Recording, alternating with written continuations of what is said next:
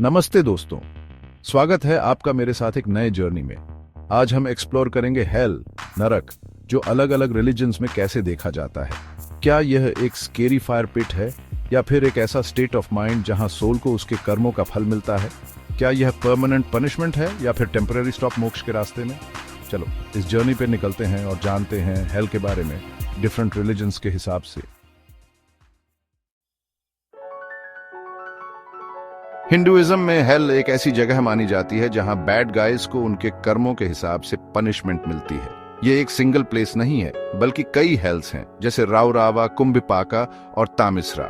यहाँ यमराज अपने मैसेंजर्स के साथ सिनर्स को उनके सिंस के हिसाब से पनिश करते हैं। ये पनिशमेंट टेम्पररी हो सकता है, जिसके बाद सोल को रिबर्थ मिलता है। हेल का पर्पस है सोल को प्यूरिफाई करना और उसे मोक्ष के रास्ते पे लाना।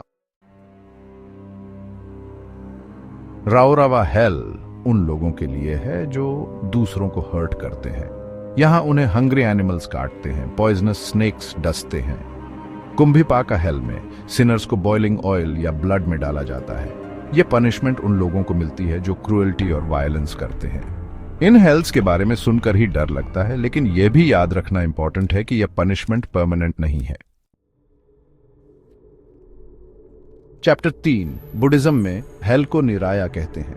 यह रीबर्थ साइकिल का पार्ट है, जहां बीइंग्स अपने कर्मों के हिसाब से बर्थ लेते हैं। निराया में भी कई तरह की प्रॉब्लम्स हैं, जैसे extreme heat, cold, hunger, thirst. यहां बीइंग्स को उनके बैड डीड्स का फल भुगतना पड़ता है। लेकिन बुद्धिज्म में भी निराया से एस्केप का रास्ता बताया गया है।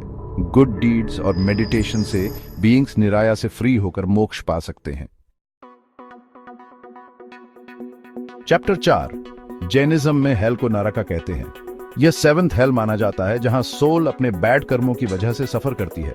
जैनिज्म में हेल से एस्केप का रास्ता non violence, truth, honesty, celibacy और नॉन अटैचमेंट जैसे प्रिंसिपल्स फॉलो करने से है।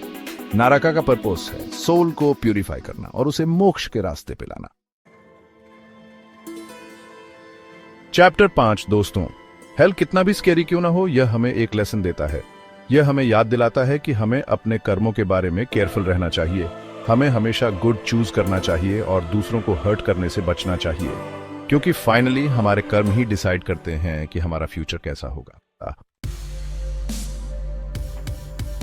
तो दोस्तों, यह था डिफरेंट रिलीजन्स में हेल के बारे में। उम्मीद है आपको यह इंफॉर्मेशन अच्छी लगी होगी। अगर आपको यह वीडियो अच्छा लगा हो तो प्लीज इसे लाइक और शेयर करें, और ऐसे ही इंफॉर्मेटिव वीडियोस देखते रहने के लिए हमारे चैनल को सब्सक्राइब करना मत भूलना। Thank you.